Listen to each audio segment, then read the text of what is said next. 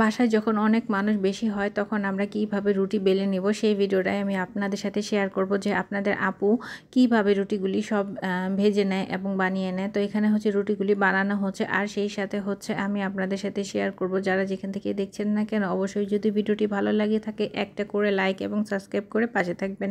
আর আপনাদেরকে আমি অবশ্যই বলবো যে বেশি মানুষ হলে বেশি রুটি কিভাবে বানাতে হয়। তো এখানে হচ্ছে আজকে ময়দাটা আমি কাই করে নিয়েছি। তো কাই করে নিলে কি হয়, অনেক তাড়াতাড়ি দ্রুত রুটিগুলি ফুলে যায়। তো আমি যখন লাইভটা অন করি, ঠিক আপনারা অনেকেই বিরক্ত হয়ে যান যে আপু কেন কমেন্টগুলি ভালো করে পড়ছে না। তো সেই প্রশ্নের উত্তরটাও আমি আপনাদের সাথে দেব। তো এখানে হচ্ছে রুটিগুলি বানানো হচ্ছে, আর আমি কিভাবে রুটিগুলি একসাথে এইভাবে ছেঁকে নিই সেই ভিডিওটাও আমি আপনাদের সাথে বলবো। তো যেহেতু মানুষ অনেক বেশি ছিল, তো বেশি মানুষের রুটি আসলে কিভাবে বানাতে হয় আর ভাজতে হয়, তো এখানে কাই করে নিলে রুটিটা অনেক ভালো হয়, আমি সেটাই বললাম। আর এখানে হচ্ছে কাই করার সময় আমরা সবাই জানি যে লবণ দিয়ে দেয়, বাট আমি লবণটা বলতে ভুলে গিয়েছি। তো আপনারা হয়তো অনেকে কমেন্টে বলবেন যে কাই করে নিয়েছেন কিন্তু লবণ দিয়েছেন কি না। হ্যাঁ, আমি অবশ্যই লবণ দিয়ে নিয়েছি। আর হাতে একটু যদি ময়দা বা গুঁড়ি তেল অয়েল লাগিয়ে নিলে খুব ভালো করে ময়দাটা ময়ান করে এইভাবে গোল গোল করে রুটিগুলি পাতলা পাতলা করে বেলে নিতে হবে। আমরা যতই রুটির মেকার দিয়ে রুটি বানাই না কেন এত সুন্দর রুটি কিন্তু হবেই না। আমি একটা রুটির মেকার আছে, বাট আমি আপনাদের সাথে সেই ভিডিওটা শেয়ার করেছিলাম। তো আপনাদের দেখিয়েছিলাম যে রুটির মেকার দিয়ে রুটি মানে অতটা ভালো লাগে না, আর কেমন যেন হয়, ভালোই লাগে না, সেই রুটির স্বাদ আর পাওয়াই যায় না।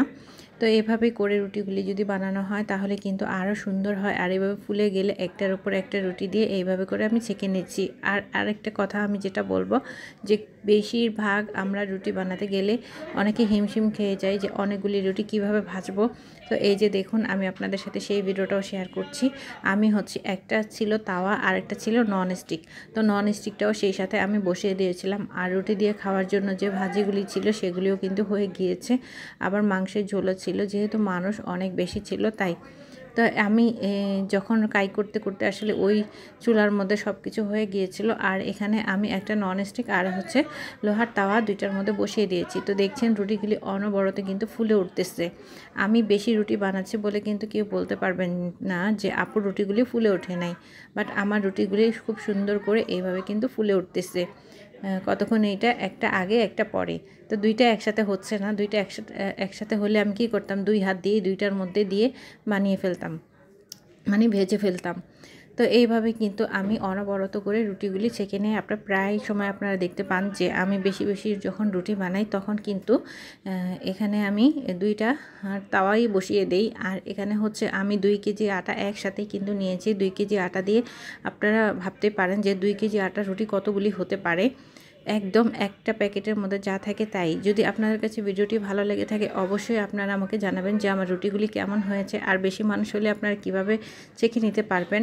তো এটাই আমি আপনাদের সাথে শেয়ার করলাম। তো অবশ্যই যদি ভালো লেগে থাকে একটা করে কমেন্ট করে হলেও আমাকে জানাবেন।